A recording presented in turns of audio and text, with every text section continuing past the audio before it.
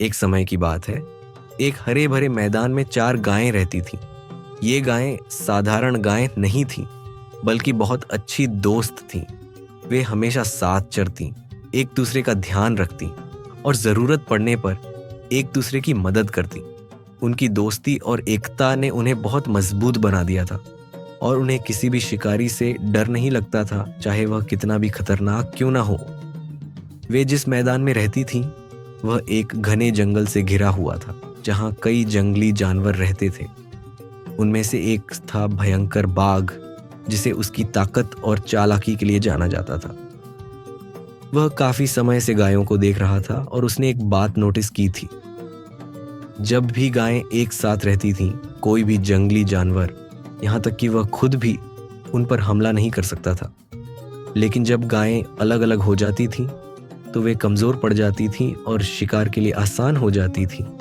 बाघ ने यह देखा और उसके दिमाग में एक चाल आई।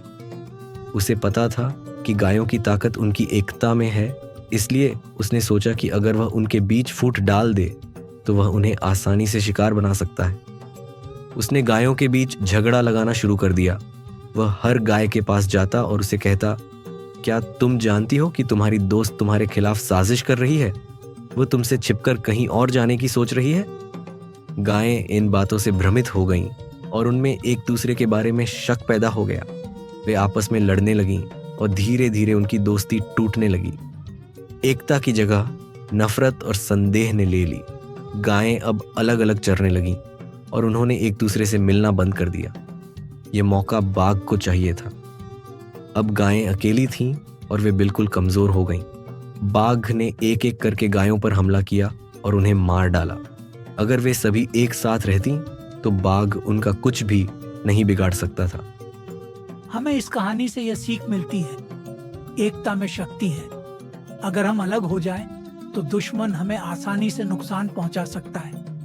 जैसे ये गायें जब तक साथ थीं, वे मजबूत थीं, लेकिन जैसे ही वे अलग हुईं, कमजोर पड़ गईं और बाघ का शिकार बन गईं।